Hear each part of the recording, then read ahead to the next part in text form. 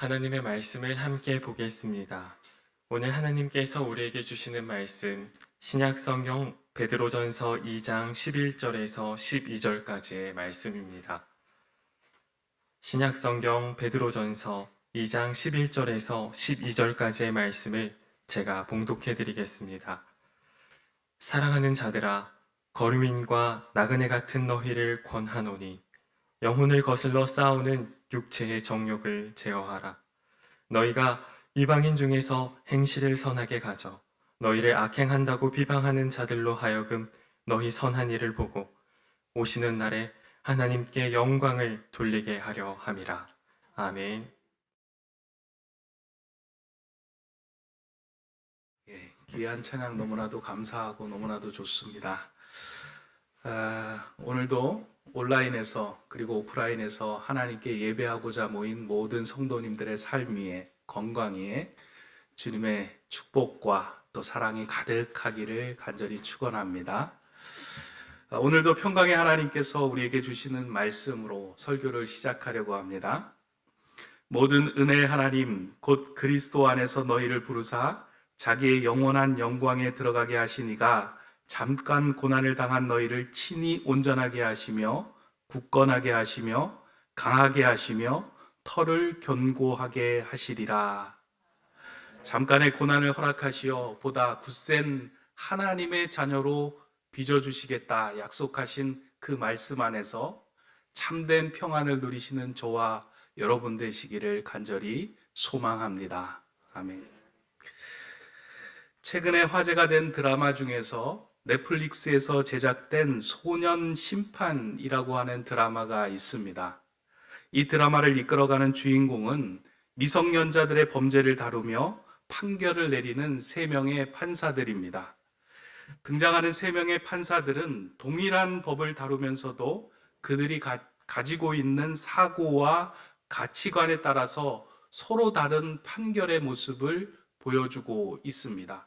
이 드라마를 보면 3명의 판사가 등장을 하는데요. 그들이 내리고 있는 그 판결이 조금씩 달라지고 있는 것을 보게 됩니다. 한 판사는 자신이 어렸을 때 실수한 것을 감싸 주었던 그 판사님의 영향으로 판사가 되었기에 미성년자들의 실수를 감싸주고 다른 기회를 주어야 되겠다라는 것에 초점을 두고 판결을 내립니다. 또 한 명의 판사는 자신의 자녀가 미성년자의 범죄로 인하여 생명을 잃었기에 그것을 마음에 담아두고 미성년자는 법의 무서움을 따끔하게 보여주어야 한다라고 하는 그것에 초점을 두고 판결을 내립니다. 세 번째 판사는 자신의 출세길에 성과를 내야 하는 업무의 하나로서 소년 범죄를 다루며 빠르게 판결을 내리고 있는 것이 이 드라마 속에서 나타나고 있습니다. 그러다 보니 이들이 내리는 판결이 한 생명을 살리는 정의로운 판결이 되기도 하고 누군가의 마음을 아프게 하는 폭력적인 판결이 되기도 합니다. 같은 법을 가지고서도 이처럼 서로 다른 판결을 내리는 이유는 법을 대하는 판사들의 마음과 정신이 다르기 때문입니다. 그들의 속마음이, 그들이 가지고 있는 사고와 그들의 가치관이 다르기 때문에 그들이 판결을 내리는 것에 그들의 속마음, 사고, 가치관이 그대로 묻어서 드러나기에 이처럼 다른 판결을 내리게 되는 것입니다. 따라서 지혜로운 판결을 하는 판사는 단순히 법조문을 외우는 것을 넘어서 보이지 않는 속마음이 잘 정돈되어 있어야만 온전한 판결을, 지혜로운 판결을 내릴 수 있게 됩니다. 속마음이 잘 정돈되어 있다는 것은 다른 말로 정체성이 확고하다, 분명하다라는 말로 바꾸어 쓸 수도 있습니다. 한 사람의 정체성이 분명할 때 그것은 자연스럽게 그 삶의 겉사람의 모습으로 외부로 드러나게 되어 있기 때문입니다. 그 사람이 속에 무엇이 들어있는지에 따라서 그 사람은 그 사람의 겉이 보여지고 겉이 지배를 받게 되고 있습니다. 오늘 읽은 베드로전서를 보면 이 베드로전서를 기록한 베드로는 성도의 정체성을 이야기하면서 한 단어로 그것을 규정을 하는데 나그네와 같다라고 성도의 정체성을 규정하고 명명하고 있습니다. 베드로는 성도의 정체성을 나그네 정신에 있다라고 보았습니다. 그래서 베드로 전서의 그 서신서를 자세히 들여다보면 나그네라고 하는 말을 중요한 구절마다 반복해서 사용하고 있습니다. 오늘 우리가 읽지는 않았지만 베드로전서의 첫 구절 1장 1절을 보면 이렇게 시작하고 있습니다. 예수 그리스도의 사도 베드로는 본도, 갈라디아, 갑바도기아, 아시아와 비두니아에 흩어진 나그네, 그러니까 이 편지를 받는 수신인이 예수 그리스도를 믿는 성도인데 그 사람이 누구냐? 지금 흩어져 있는 나그네다라고 이야기를 하면서 성도가 나그네임을 이야기하고 있습니다.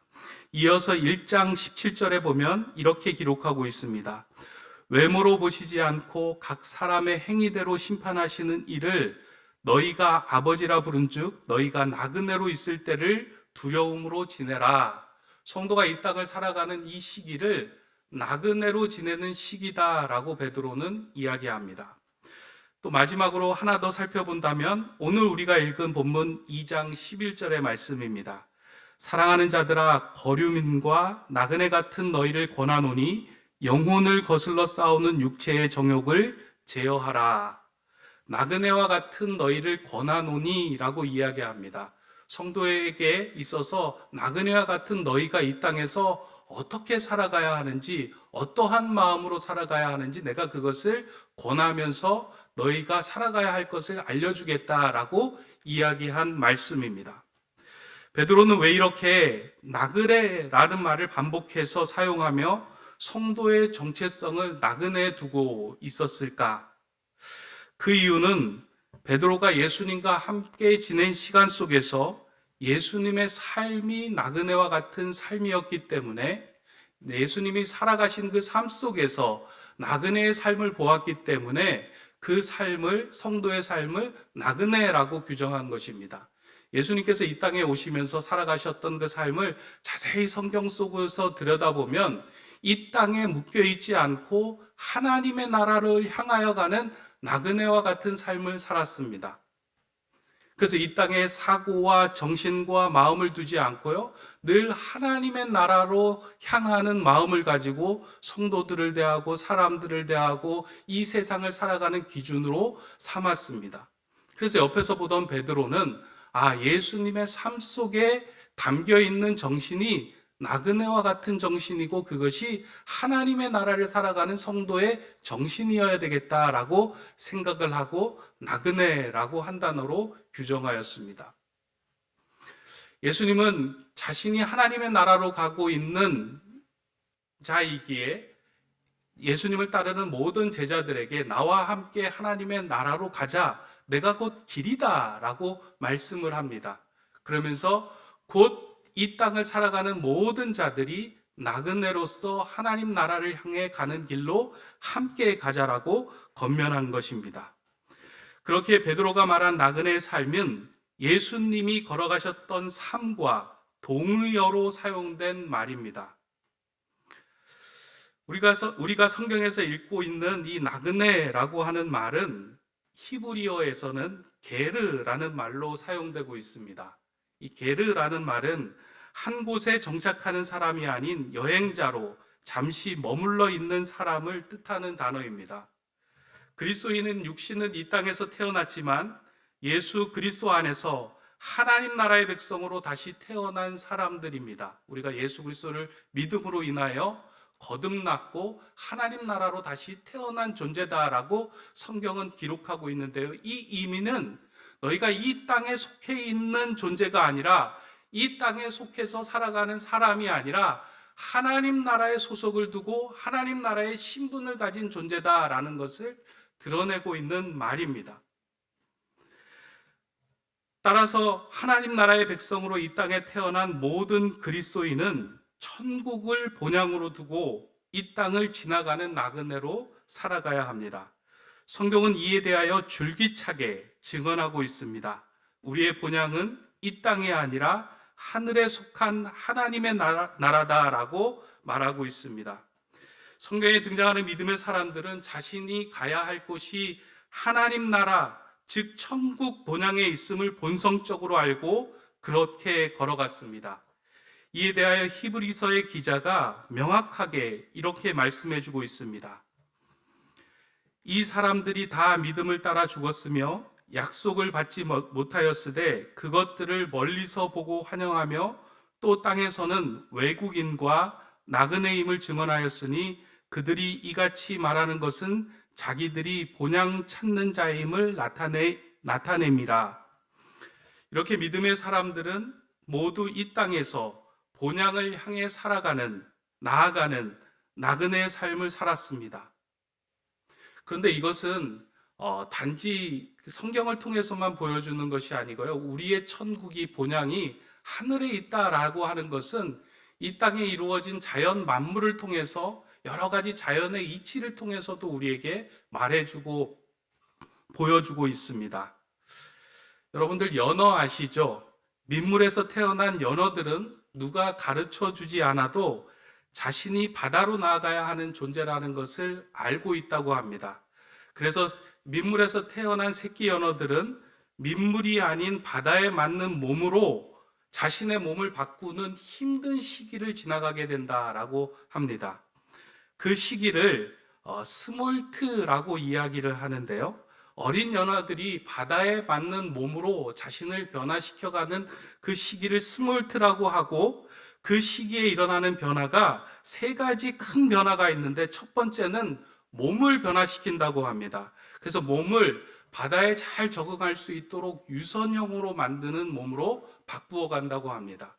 그리고 두 번째는 몸에서 겉으로 드러나는 빛깔을 바꾸는데 은빛 색깔로 자신의 몸을 바꾼다고 합니다. 마지막으로는 자신이 민물에서 살아가다가 바닷물에 살아갈 수 있도록 잘 적응할 수 있도록 아가미를 바꾸는데, 그 아가미의 형태를 바닷물에 잘 적응할 수 있는 형태로 바꾸어가는 그 시기를 거친다고 하는데, 이 시기를 스몰트화라고 이야기를 합니다. 이러한 스몰트화를 통하여 민물에 살던 새끼 연어들이 자신들이 가야 할 곳 바다로 나아감을 직감하고 그리로 조금씩 몸을 옮기기 시작을 합니다. 이러한 변화의 모습을 통해서 우리에게 말해주고 있는 것은, 우리가 살아가야 하고 나아가야 하는 곳은 이 땅이 아니라 하나님 나라의 본향을 두고 있는 나그네라는 사실을 우리에게 말씀해 주고 있다는 것입니다. 하지만 우리가 이 사실을 인지하지 못하는 이유는 이 땅의 중력이 너무나도 크다 보니까, 이 땅에 사로잡혀 살아가다 보니까 우리가 어디로 나가야 하는지를 모른 채 이 땅에 묶여서 살아가고 있습니다. 그래서 오늘 본문에서 베드로는 성도의 정체성을 나그네라고 말하며, 이 땅에서 살아가는 자가 하나님 나라로 살아가는 나그네로 바뀌기 위하여 영적인 스몰트화가 필요하는데, 우리의 몸의 변화가 필요한데 두 가지의 변화가 우리에게 필요하다라고 이야기를 하면서 그 자세를 우리에게 말씀합니다. 오늘 저희는 이 말씀에 좀 집중하면서 우리가 이 땅에서 나그네로, 그리고 하나님 나라로 살아가는 백성으로 어떻게 잘 살아갈 수 있을까, 이 두 가지 변화가 저와 여러분에게서 좀 이루어났으면 좋겠다 생각이 됩니다. 첫 번째는 오늘 우리가 읽은 본문 11절에 나옵니다. 본문 11절의 말씀을 다시 한번 읽어드립니다. 사랑하는 자들아, 거류민과 나그네 같은 너희를 권하노니 영혼을 거슬러 싸우는 육체의 정욕을 제어하라. 영혼을 거슬러 싸우는 육체의 정욕을 제어하라 라고 이야기합니다. 하나님 나라로 나아가는 나그네가 가져야 할 첫 번째 자세는 영혼을 거슬러 싸우는 육체의 정욕을 제어하는 삶을 살라라고 우리에게 권면합니다. 이 땅의 중력은 우리를 이 땅에 머물러 있게 만들도록 합니다. 왜냐하면 이 땅을 다스리고 있는 영은 우리가 하나님의 자녀가 되어 하나님의 나라로 나아가는 것을 막고자 하기 때문입니다. 어떻게든 이 땅에 머물러서 이 땅을 끝으로 여기고 이 땅에서 자신의 영광만 추구하는 인생으로 우리를 살아가도록 만들게 하기 위해서 여러 가지의 일로 우리의 발목을 붙들고 있습니다. 그런데 베드로는 그렇게 우리의 발목을 붙드는 것으로부터 나아가 우리가 하나님의 나라를 향하여 한 걸음을 떼는 것, 육체의 정욕을 제어하도록 살아가는 것, 그것이 나그네의 삶이다라고 말하고 있습니다. 최근에 우리의 발목을 가장 많이 붙드는 것 가운데 한 가지를 꼽으라고 한다면 아마 스마트폰이 아닐까 하는 생각을 합니다. 한 조사에 따르면 한국 사람들이 하루에 스마트폰을 몇 시간 사용하는가 하고 조사를 해보았더니 적게는 3시간, 많게는 6시간을 스마트폰을 손에 잡고 그것을 보며 하루의 시간을 보낸다라고 이야기합니다. 이 스마트폰의 시간을 빼앗기는 것도 문제지만 현재 일어나고 있는 많은 문제의 대부분이 이 스마트폰으로부터 발생한다는 거예요. 이 스마트폰을 아이로부터 어른까지 자신의 손에서 떼어놓거나 제어할 수 없을 때, 그 스마트폰에 휘둘릴 때 우리의 삶이 온통 육적인 사람으로 변화될 가능성이 많다라고 이야기를 합니다. 물론 스마트폰을 보면 그 속에서 우리에게 유익한 정보가 다가올 때가 있습니다. 물론 말씀을 보거나 설교의 영상을 들을 때 선한 영향력이 흘러나오는 것들도 많지만 대부분의 스마트폰에서 제공하고 있는 많은 콘텐츠들은 우리의 시간을 죽이거나 우리로 하여금 영적인 사람으로 살아가지 못하고 육적인 사람으로 살아가게 하는 많은 콘텐츠들이 그 안에서 제공되고 있습니다. 거기에 사로잡히기 시작하면요, 우리는 한 걸음도 하나님 나라를 향하여 발걸음을 뗄 수 없을 정도로 강력한 힘으로 우리를 붙들어 매고 있습니다. 저도 교회 일을 하다 보니까 스마트폰을 많이 만지는데요, 이 스마트폰을 손에 들고 있다가 보면 잠시 딴 생각을 하다가 그 스마트폰 속으로 계속 들어가 연결되다 보면 시간이 금방 지나가는 것을 경험할 때가 많이 있습니다. 이것을 손에서 떼어놓는 것이 쉽지 않습니다. 그런데 제가 지난달부터 자투리 시간에도 스마트폰 보는 시간을 나름대로 많이 줄였습니다. 그렇게 줄일 수 있었던 가장 큰 이유가 한 가지 있다면 그건 성경 필사하는 시간을 가지면서 그 시간을 많이 줄였습니다. 목회자가 늘 성경을 읽고 가까이 하기는 하지만 제가 성경을 집중해서 필사를 해본 적이 그렇게 많지는 않은데, 요번에 이제 같이 성경을 필사를 하면서 의자에 앉아서 책상에 앉아서 그 성경을 필사를 하다 보니까 1시간, 길게는 2시간까지 말씀을 읽고 묵상을 하는데요, 이전에 바라보지 못했던 그 말씀 속에서 저에게 건너오시는 주님의 말씀이 그 안에 참 많이 있다는 것을 새삼 느끼게 되었습니다. 그러다 보니까요, 자투리 시간에 시간 날 때마다 앉아서 그 성경을 필사하는데, 이전 같았으면 스마트폰을 보아야 할 시간에 그 말씀을 보면서 다른 색다른 경험을 하게 되는 시간을 가졌습니다. 지난 주간에 제가 자가격리를 하면서 잘 보냈는데요, 이 자가격리하는 시간이 저에게 꿀과 같은 시간이었는데 그 시간에도 성경을 필사하고 이 말씀이 어떠한 의미, 저에게 어떠한 영향력으로 끼쳐오는지 묵상을 하는 중에 저의 마음에 많은 평안을 주는 그런 은혜를 경험을 했습니다. 스마트폰을 통해서 세상의 지식들이 우리는 많이 우리 안에 들어옵니다. 그런데 그 지식이 우리 안에 들어와서 우리의 마음에 평안을 주지는 못합니다. 정보는 늘어나지만 영적으로 평안하지 않고요, 머리가 더 복잡해집니다. 그런데 하나님의 말씀을 읽고 묵상하고 그 말씀이 내 안에 들어올 때요, 알지 못하는 평안함과 자유함이 그곳에 있습니다. 요한복음을 쓰다가 그 이유를 알았어요. 요한복음 6장 63절에 보니까 이렇게 예수님이 말씀합니다. 살리는 것은 영이니 육은 무익하니라. 내가 너희에게 이른 말은 영이요 생명이라. 살리는 것은 영이니 육은 무익하니라. 내가 너희에게 이른 말은 영이요 생명이라. 하나님의 나라에 속한 사람으로 살아가기 위하여 온전한 삶을 우리의 삶 속에서 드러내기 위하여 우리 속에 들어있어야 할 것은 세상의 지식이 아니라 하나님의 말씀이며 하나님의 법이며 하나님의 지식이 우리 안에 들어있어야 합니다. 그래야만 우리의 삶을 통해 예수님의 마음, 예수님의 생각, 예수님의 뜻이 드러날 수 있기 때문입니다. 마치 판사가 온전한 판결을 내리기 위하여 그 속마음이 온전해야 하듯이 그리스도인으로 이 땅으로 살아가는 사람들이 내 안이 하나님의 말씀인 영으로 채워 있지 않을 때는 온전한 삶을 우리가 드러낼 수 없기 때문입니다. 육체의 정욕을 제어하라 라고 하는 말은요, 네 속 안에 무엇이 들어있느냐라고 묻는 말씀이기도 합니다. 그리스도인으로 살아가면서 겉으로 화려하게 기도하는 기도의 용어를 내뱉는 것, 예배를 정성스럽게 드리는 그런 모습을 갖추는 것, 이런 것으로 우리가 하나님 나라에 들어가는 온전한 백성이 되는 것이 아니라 너 안에, 너의 속마음에 우리를 살리는 영이 가득 차 있느냐, 그것을 물으며 그것을 제어하며 영혼을 거슬러 싸우는 육체의 정욕을 너가 제어할 수 있느냐 하고 베드로는 우리에게 묻고 또 대답하기를 요구하고 있습니다. 저는 청소년들에게, 오늘 온라인으로 이 말씀을 듣는 청소년들에게도 한번 좀 이 필사에 도전을 해보면 좋겠다 하고 권면을 하고 싶습니다. 그러니까 청소년기를 보내면서요, 내가 어떻게 살아야 하지? 나는 어떻게 하면 잘 살아갈 수 있을까? 어떻게 공부를 잘해야 되지? 내가 어떻게 하나님께 합당한 도구로 사용될 수 있지라고 머릿속에서 생각이 많다면 그 생각에 끝나지 말고 하나님의 말씀으로 돌아와서 그 말씀을 한 구절 한 구절 한번 기록해 보시기 바랍니다. 그러는 사이에 내가 어떻게 살아야 하고 내가 누구이고 내가 지금 어디로 나가야 한 존재인지를 하나님의 살리는 영이 말씀이 우리를 깨닫게 하실 것입니다.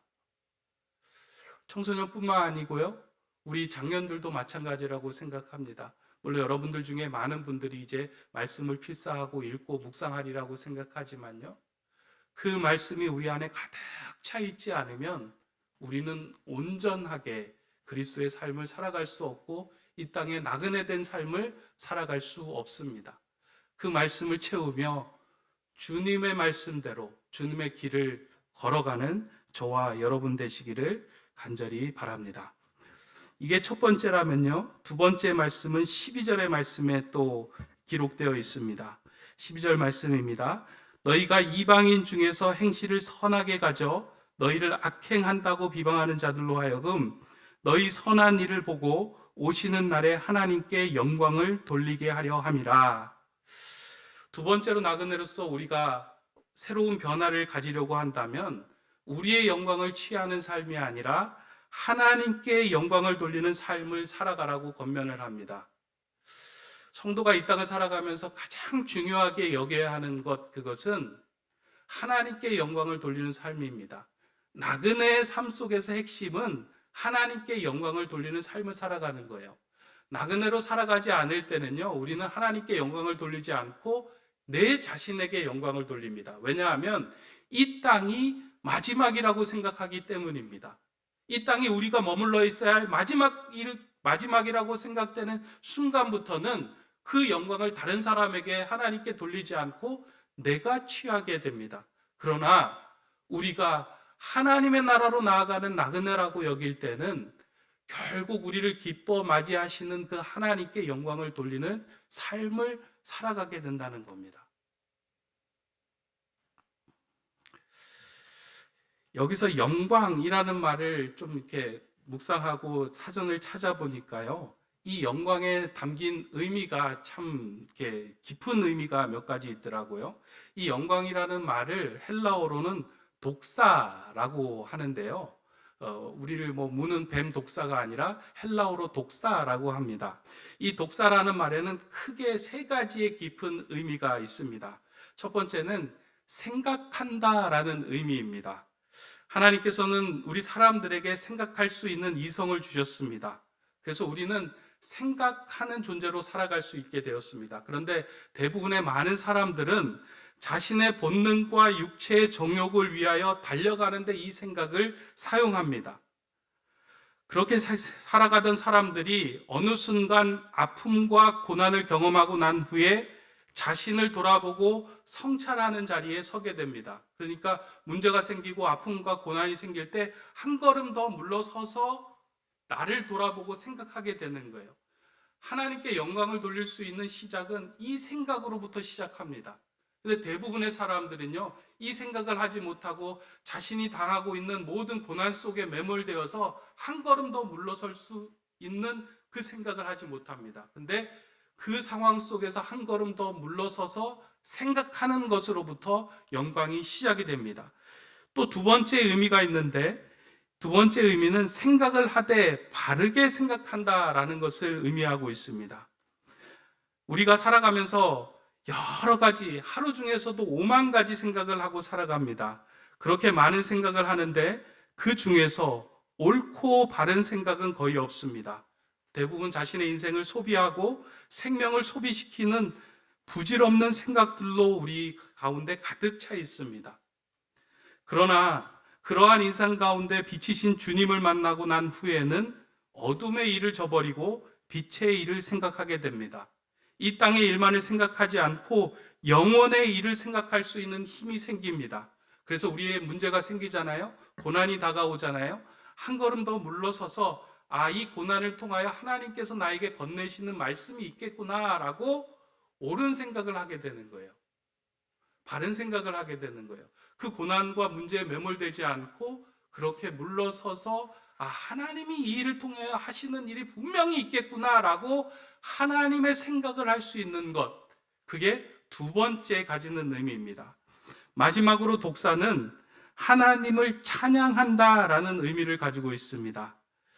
자신의 삶에서 일어난 황당한 상황과 고난의 현장에서 세상적으로만 반응하지 않고 멈추어 서서 바른 생각을 하며 이 일을 통하여 하나님이 하시고 있는 일이 분명히 있다라고 이야기할 수 있는 자리에 서는 겁니다.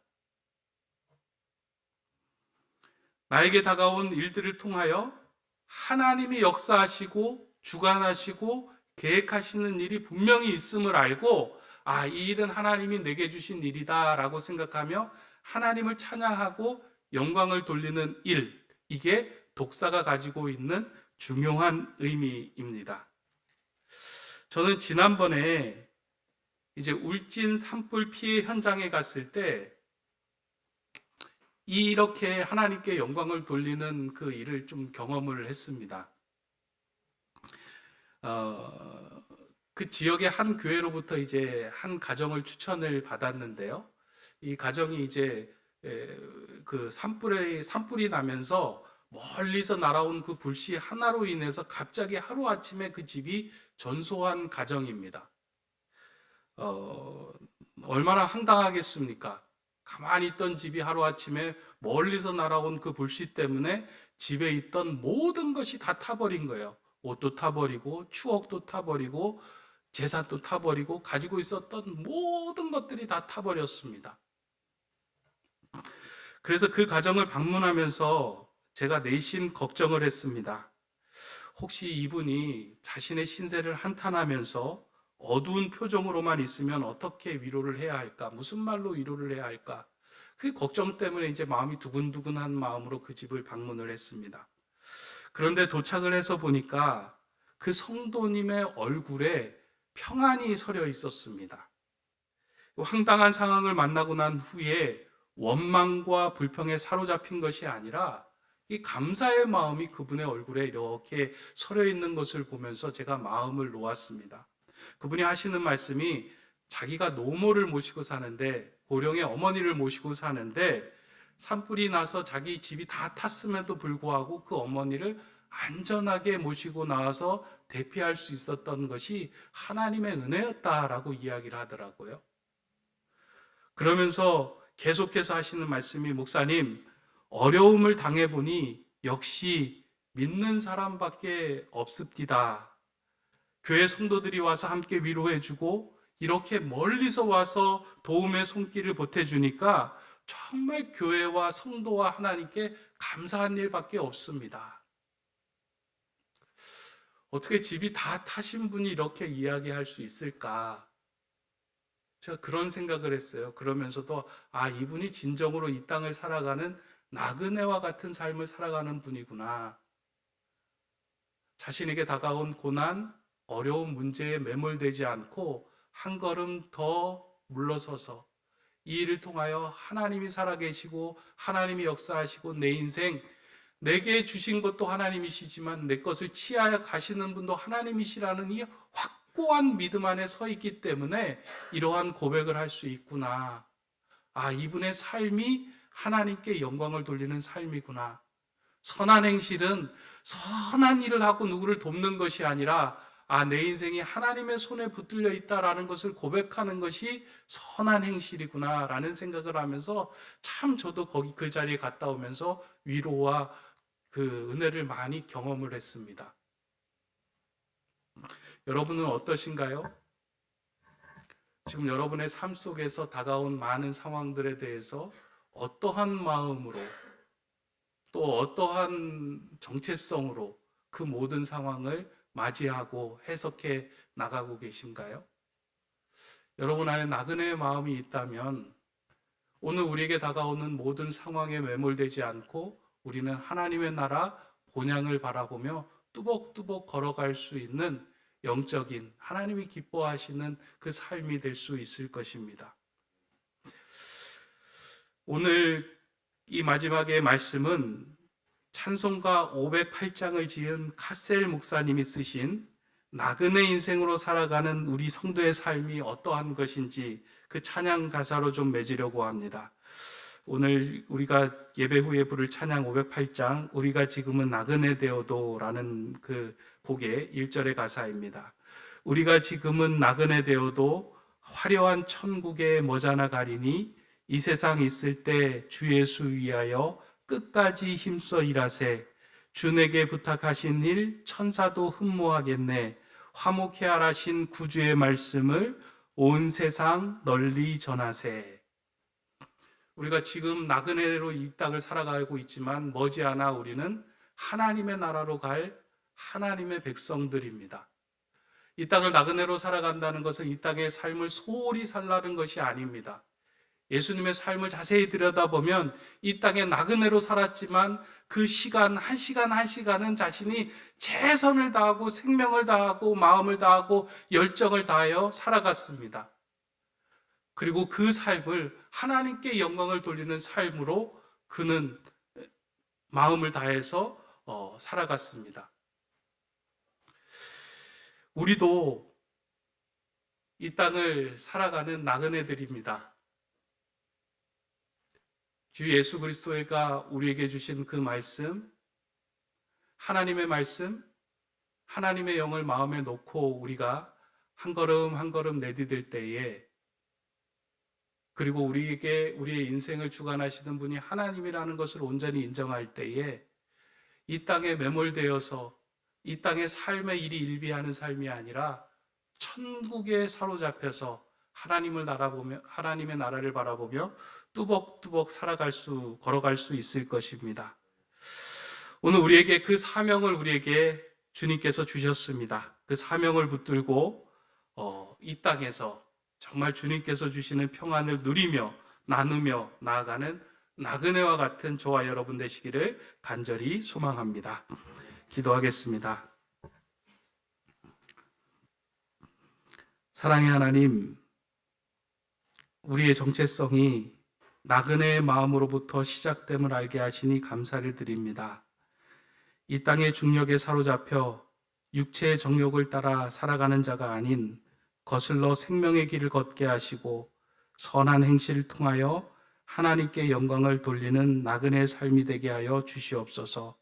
나그네 인생길에 주어지는 고난에 매몰되지 않게 하시고 이 땅의 나그네로 주님 품에 안길 때까지 선한 생각과 선한 길을 올곧게 걸어가는 주님의 자녀 되게 하여 주시옵소서. 예수 그리스도의 이름으로 기도드립니다. 아멘.